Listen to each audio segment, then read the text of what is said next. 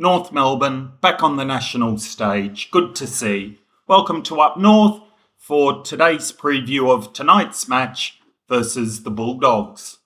But are we up for it? Last week we showed we could go 4 quarters versus Hawthorn. But can we back it up on a 5-day break? And even though we're the away team, it's our home game. But the last time we played a Marvel co-tenant St Kilda, we didn't perform so well. Big challenges tonight for us tonight.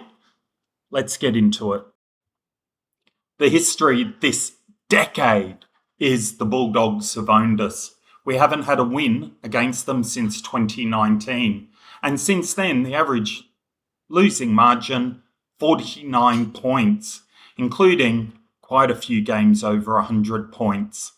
12 months ago, nearly to the week, we played them in our 150th celebration, and that was a game that started so well. Nick Larkey, first quarter, 4 goals, tweaked something, and we ended up losing by 49 points.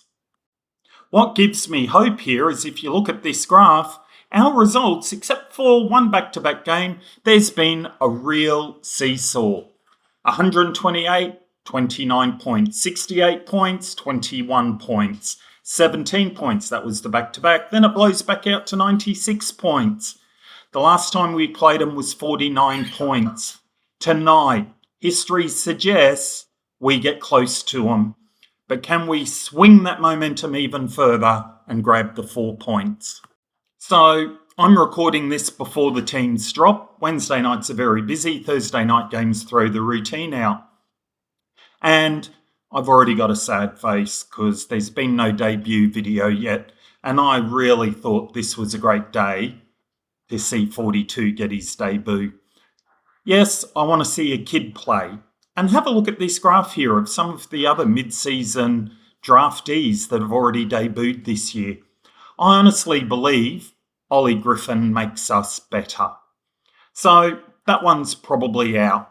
George, surely he's a certainty to come back in for Bailey Scott. That's just an easy selection mode. Stiffy Hardiman, surely he comes in. 24 possessions last week in the VFL. The few comments I was able to find about people who watched the game is he was really solid, run out strongly. Someone has to go. So I'm going to call Dylan Stevens. Sorry, you've got your 100 games. You're playing okay. I think Riley gives us more. The other one could be if Luke Parker needs a rest after playing on ball for 5 days ago. John Newcomb, what a challenge. And if 42 does come in with a late debut, I think the person to rest is Jack Darling. And I'm saying ignore his birth certificate. He's going to go on next year fine. But 5-day break. And look, that shot against Hawthorn, that shot against Collingwood, maybe he just needs a chance to rest and reset. Now, for the Dogs to do us so easily, they have talent everywhere.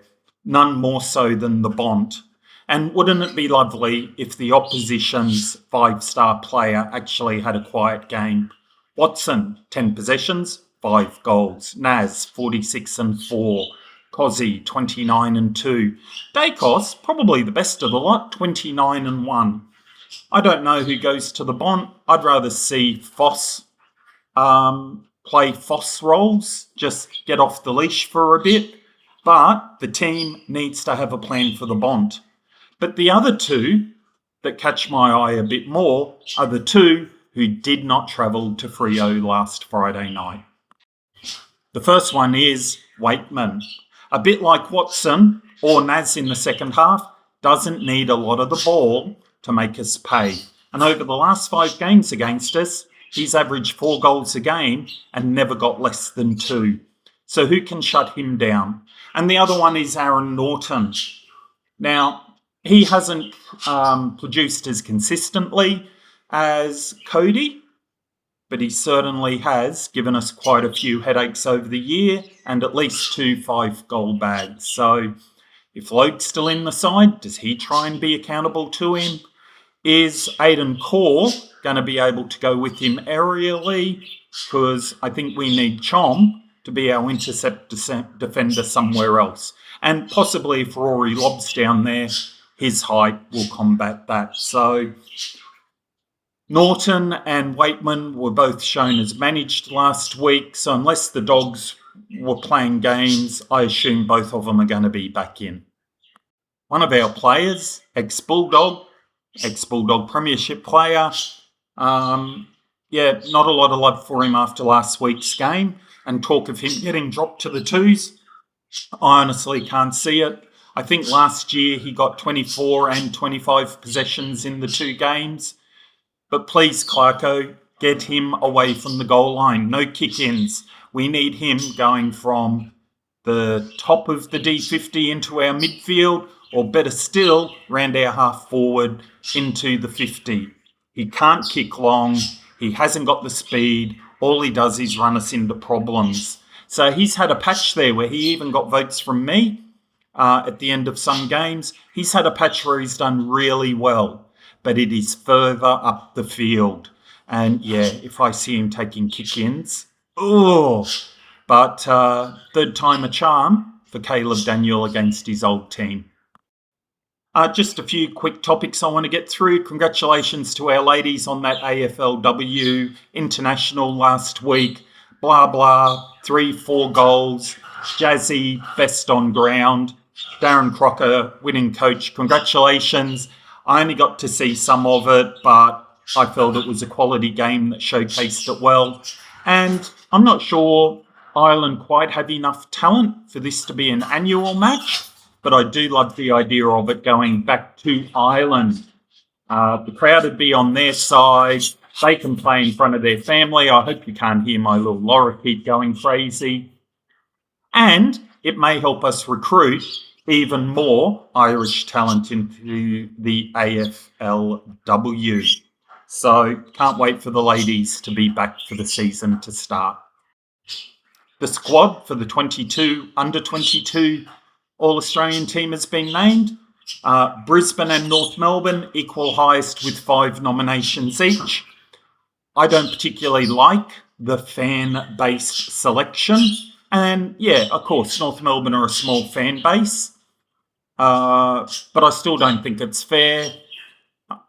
Even if we were a large fan base, we would be getting players in there that don't deserve it. So I don't believe all 5 deserve to be in there. I hope Harry Sheasel is a lock, but not a lot of journalists give him praise, so that might be hard. Cooper Trenbarth, there's a few other really quality forwards up there. Nate Caddy, the other one slips my mind, but surely Cooper Trenbarth gets in there, preferably in the starting 18. Foss, I'd love to see in there, but this might be where we're a small club. It won't work. George Wardlaw, I'm not sure he's played enough this year or been impactful enough to make it. And little Colby, he's got a lot of talent, but he has too many quiet quarters and games. So at the very least, let's get 2 in there, get voting. Family, friends, if they don't follow North or the AFL, get them voting. Hopefully we get at least 3 in there, at a pinch 4, but I'd love to see 3 Roos in there. And just when the journalists think they've squeezed all of the juice out of the Alistair Clarkson story, now we're starting to get stories of a board challenge. Hand on heart, I'm a Sonia Hood girl. In my life, we have had some fantastic club presidents. Ron Casey comes to mind. Even James Brayshaw, bit of a clown. Was he the best president? He unified, he presented, got us going. Sonia come in our darkest days.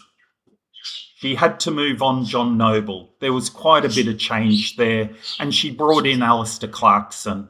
And then had that landmine explode in all our faces of the Hawthorn affair.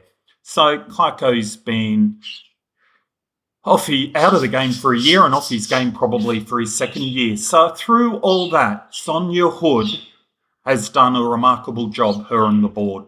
I do understand the criticism of Andrew Swallow living interstate, being our football director. And here's my dream.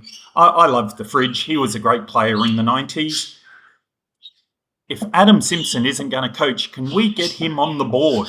Could he be our footy director on the board? Because he would be my number one choice to be our next club president. He's played there in the tough days. He's coached at Hawthorn successfully. He's been at a behemoth in the West Coast Eagles, and he's seen them really strong and how things can turn really quickly. He also has the media profile and experience now, and he runs a few Hungry Jacks, a few other businesses. I love the stories of all his little businesses while he was a player, lawn mowing, car washing. So he's got a lot of little things that are there to support a good president. He's got a lot of good experience and media skills, and I think he's someone we could all unite behind. Sonia Hood, let us see out her 9 years. Does our board need regeneration? Maybe, and good clubs bring in their next president in advance. So I'm on the Sonia bandwagon, done a remarkable job in her time there, and press, talk about the football, go hunt some of the other clubs who are doing worse than us on or off field. So that's about all my time allows today. I've just, in my mind, while I've been filming this, North by 14. I think we're due. If it's single digits, I'm not sure we hold on at the end. But I've just got a good feeling. LDU can break free. Foss can break free. Larky or Trembath are due. And let's see how we hold up down back.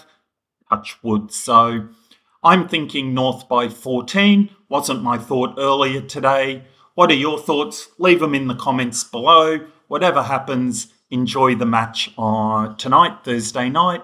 I'm Lyle from Up North. Thanks for listening. And until next time, Up North!